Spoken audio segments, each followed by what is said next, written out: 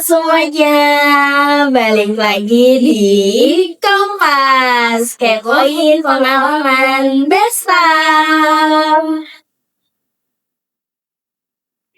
Oke, Besta bulan Desember kira-kira siapa ya Nadia? Kira-kira dari divisi mana ya kira-kira? Aduh, katanya sih yang masyarakat gitu loh. Emang iya? Emang bukannya dari yang divisi yang cari cuan itu ya? Kami ini kurang update deh.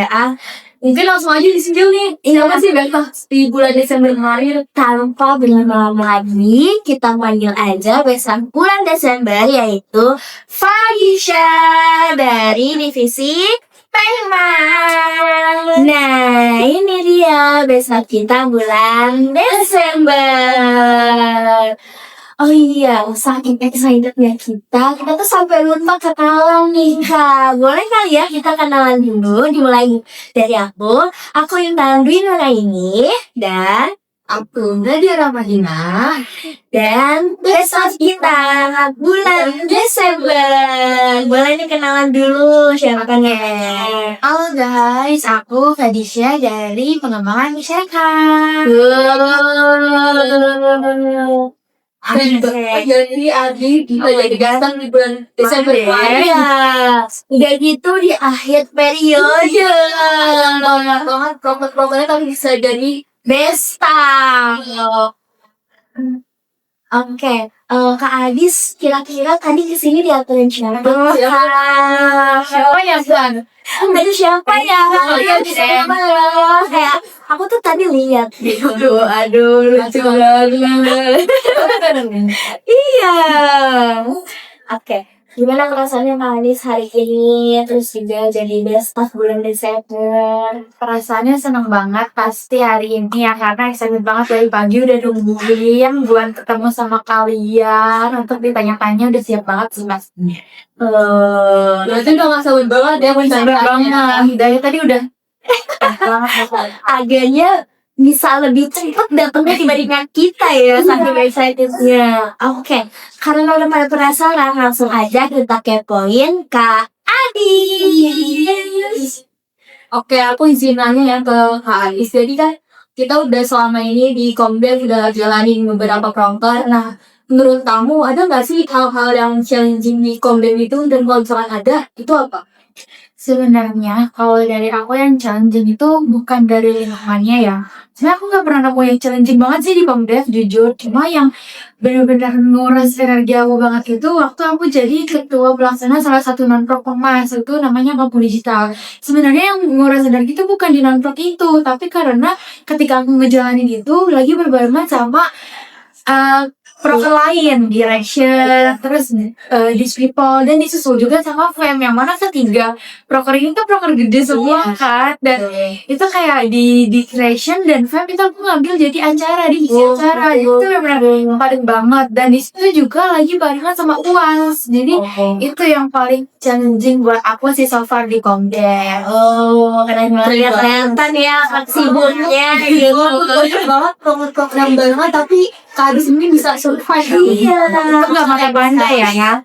Nggak enak kalau misalnya dia jadi besta. Mau. Oke, next kali ya, di next pertanyaan.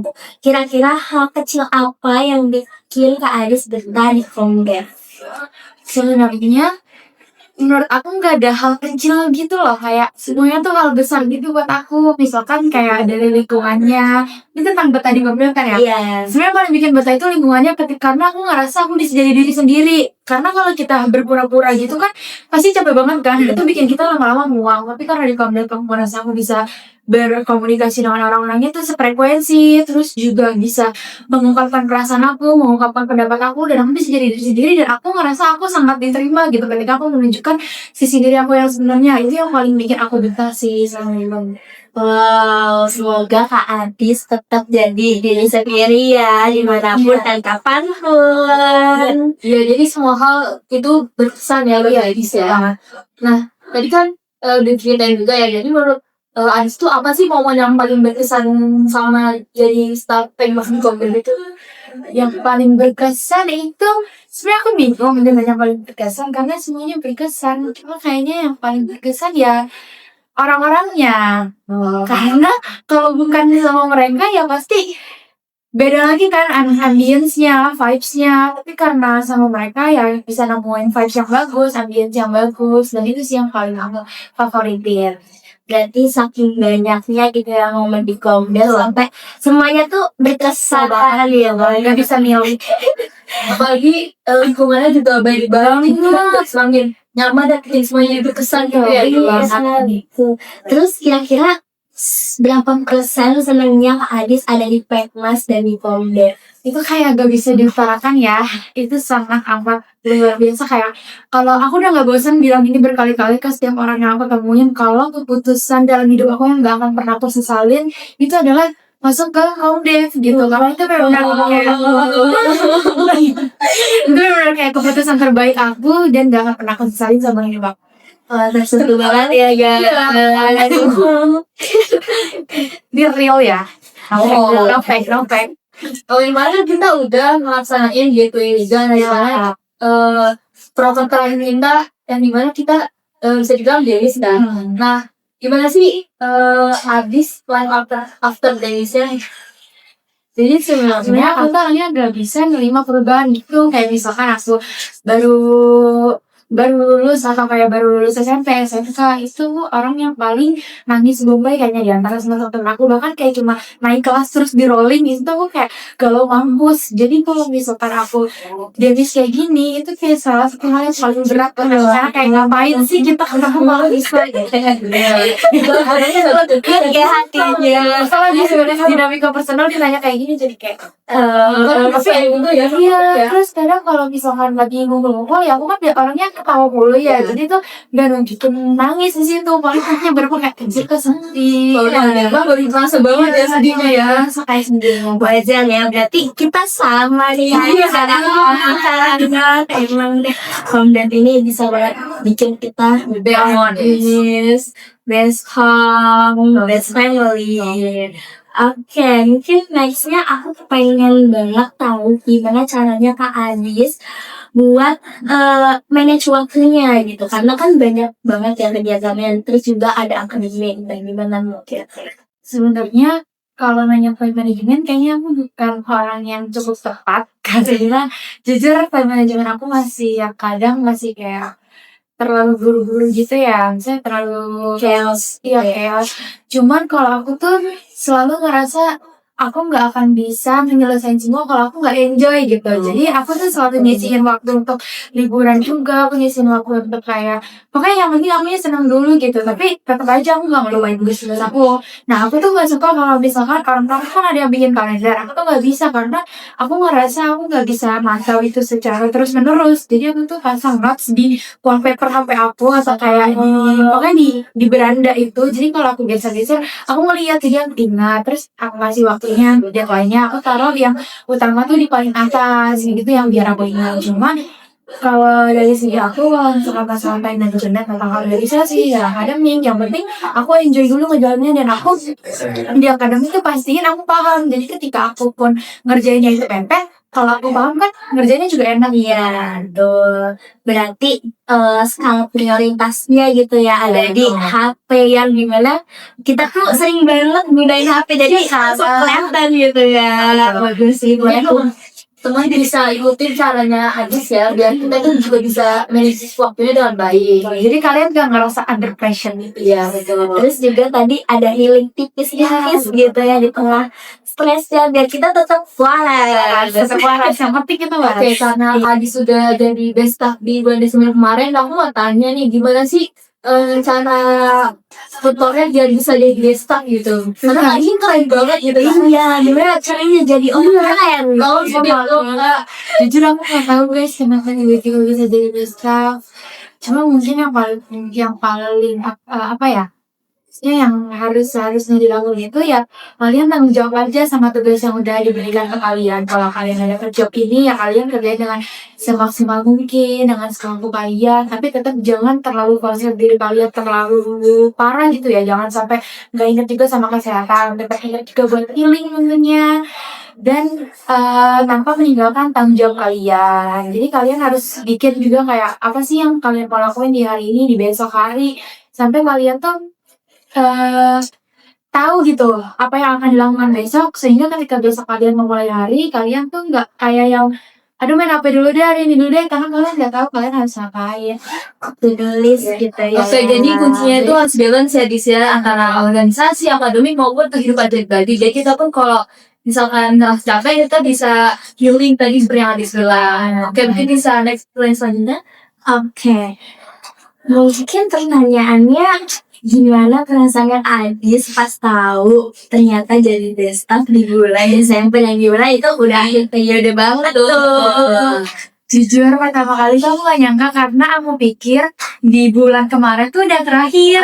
Kayak oh iya udah ini udah terakhir. Terus ternyata tiba-tiba pengumuman, aku langsung kayak ngomong gitu loh, aku kira kemarin tuh udah terakhir, udah gak ada lagi, karena ya udah mau devis kan. Terus juga aku pikir tuh jatuhnya program kerjaan kalian.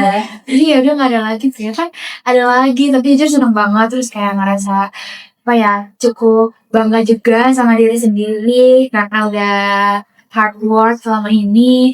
Ya itu dia, aku seneng banget. Tumbuhan hasil lagi deh. Alhamdulillah. Sebelumnya selamat nih buat Kak Adis yang udah jadi desktop di akhir periode. Oke, lanjut ya. Nah, buat desktop cantik ini, kamu itu tipe yang rapi by system atau yang fleksibel by feeling? Jadi kalau aku tuh orangnya rapi banget. Aku tuh selalu udah tahu di hari ini aku mau ngapain. Nah, makanya aku tuh orangnya nggak suka ketika ada something yang nggak berjalan sesuai sama yang aku udah rencanakan gitu loh. Iya, jadi misalkan hari ini harusnya keluar sama teman, tapi ternyata teman itu nggak jadi. Aku tuh gak suka banget, walaupun itu gak sepenuhnya salah dia kan, karena dia emang ada kendala.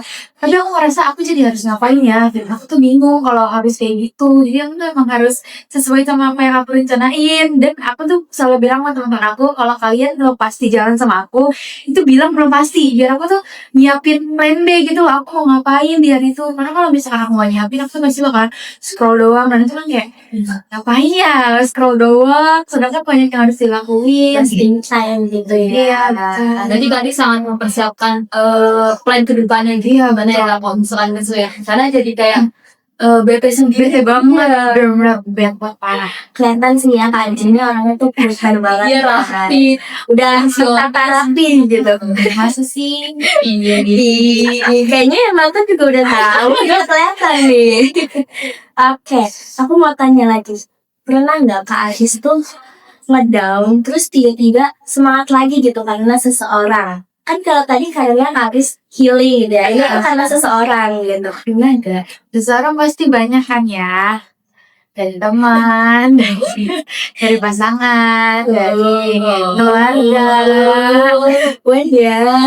Ya, iya makanya dari mereka sih kadang kalau misalkan aku lagi kesel banget, aku cerita kayak aku orangnya nyiapin parah ya, jadi kayak langsung sih ini kesel banget kayak gini. Cuma aku tuh orangnya kalau aku udah ngomong marah, ya aku lupa masalahnya, jadi nggak yang dendam gitu kayak paling sama sih tadi mau gini, udah habis cerita lupa. Nanti pas dia yang ngomong lagi ke aku, mama tuh kan dia kayak gini, emang iya ya. Kalau aku udah ceritain ke orang aku lupa.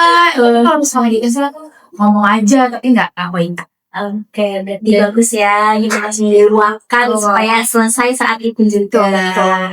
Kalau tadi kan sempet cerita ya, ada fase di mana barengan sama program-program lain kayak kamu digital, terus juga direction, terus juga fame, terus juga ada kehidupan pribadi, terus juga barengan juga sama uang. Nah ini tuh kalau Kak Adis lagi capek, bagi sewaktu panitian ataupun sampai di akademik itu tuh gimana sih caranya buat balikin fighting spiritnya? Oke. Sebenarnya kalau buat balikin fighting spirit itu, aku emang orangnya suka banget jalan-jalan ya. Jadi gak harus kayak jalan yang jauh, yang penting kayak cuma ngeliat danau atau ngeliat air atau ngeliat yang hijau-hijau lah, aku tuh udah seneng banget. Jadi kayak kadang kalau misalkan lagi bener-bener out, aku tuh suka ngajak pasangan aku atau temen aku kayak jalan nih ke sini atau cobain makan ini yuk, cobain ini yuk gitu. Nanti setelah balik dari situ ya udah aku balik itu lagi, terus ya udah aku ngerjain lagi job aku kayak gitu sih. Atau kalau misalkan nggak ada yang lagi pada nggak bisa diajak jalan, pada sibuk, aku biasanya nonton kalian tahu nggak sih Lentera Malam? Jadi itu kayak cerita horor orang yang kayak real life gitu. Nah, aku tuh suka banget dengan cerita kayak gitu. Tapi nggak ngantuk tuh pas dengerin. Kayak aku tuh malah jadi kayak ngebayangin terus kayak mau berfantasi gitu. Seru banget. Jadi lagi suka lihat pemandangan ya. Iya, Sampai dan om gitu. Yang penting keluar gitu. Iya, yang penting keluar deh pokoknya. Pokoknya angin gitu. Bang, cuma jalan-jalan naik motor tuh udah kayak tenang banget. Oh, simple guys. Oke, kan tadi kita udah nanya momen apa yang paling berkesan gitu ya. Tapi sekarang aku pengen tahu kira-kira kegiatan apa yang di Komdev selama di Komdev ya, yang paling Kak Adis favoritin. Favorit kayaknya FM Ngabdi sih. Soalnya itu aku kan nggak kedapetan ini ya, nggak dapet narasumber gitu, susah buat nyari narasumber. Nah, suddenly aku dan Kak Adit jadi narasumber dan itu kayak something new buat aku. Dan itu kayak aku ngerasa nemuin aja something yang baru di dalam diri aku, kayak, oh ternyata gue bisa ya kayak gini, oh ternyata gue bisa kayak gitu. Dan itu kan nginep 4 hari ya, dan warga-warga di sana tuh baik-baik banget nerimanya, bahkan kayak ngajakin mandi di rumah, makan di rumah kayak gitu. Jadi kayak itu seneng aja sih, feelsnya kayak nggak mau pulang, kayak pulang kampung. Aku kan gak punya kampung, lewe. Aku rumahnya deket banget nih. Jadi kalau kesana kayak, oh gini ya pulang kampung gitu. Akhirnya ngerasain pulang kampung nih. Banget sih Adis. Gue tuh gak pernah expect kalau dia bakal jadi narasumber gitu loh. Iya, Kayak pantas banget jadi staff. Kirain cuma pengabdian gitu ya sama masyarakat. Jadi narasumber juga. Senang banget sih. Nah, Dis, aku mau nanya, kira-kira ada menurut kamu sendiri nih, ada gak sih 3 sifat yang menurut kamu itu kamu pantas disebut jadi besta? Kata hal apa kamu bisa jadi besta? Sifat Iya. apa ya?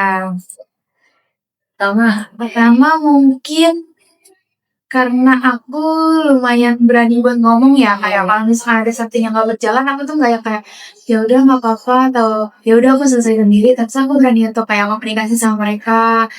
Kamu gak boleh kayak gini atau gimana gitu, tapi tetap dengan baik-baik. Terus yang kedua apa ya? Aduh, bantu mikir guys.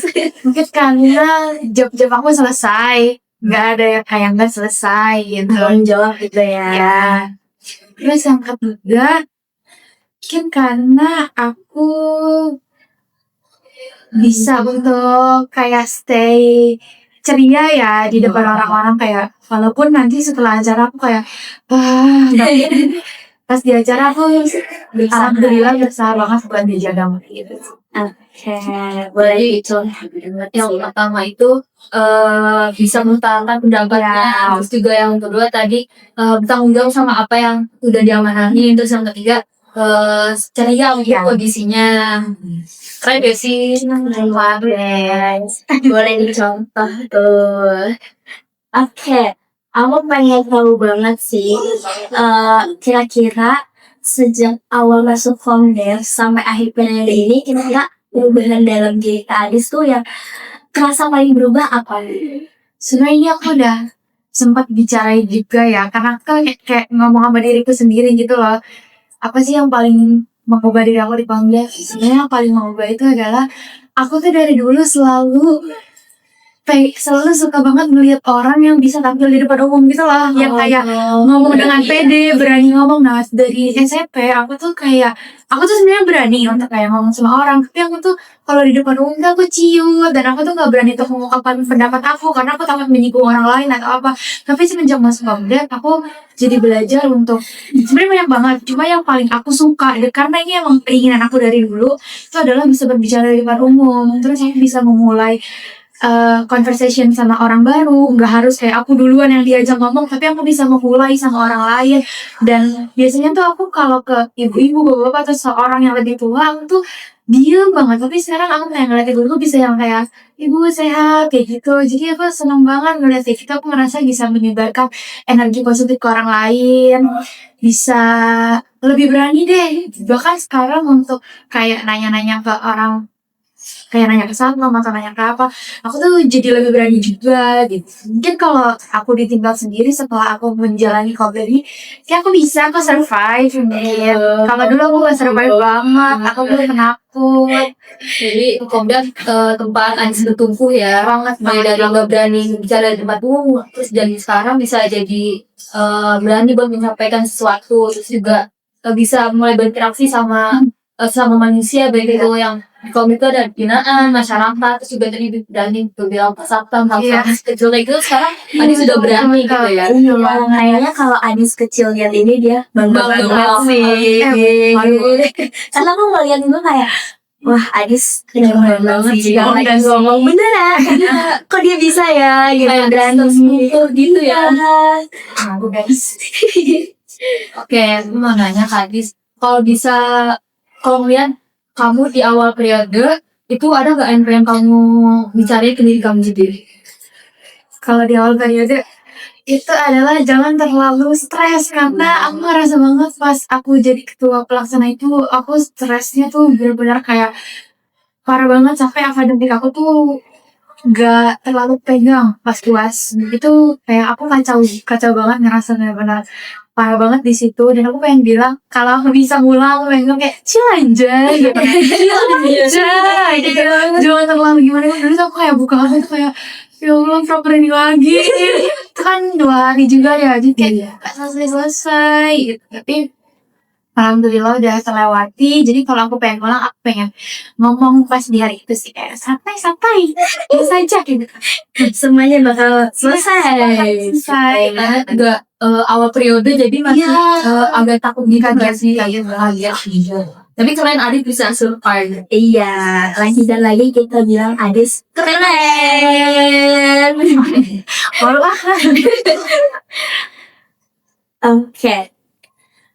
Kira-kira nih ya, menurut Kak Adis aja, kalau misalnya Comdev ada nominasi-nominasi lagi gitu, kira-kira apa yang Adis pengen buat atau tambahin? nominasi yang kemarin dia gue ya Terserah bebas menurut Kak Adis aja.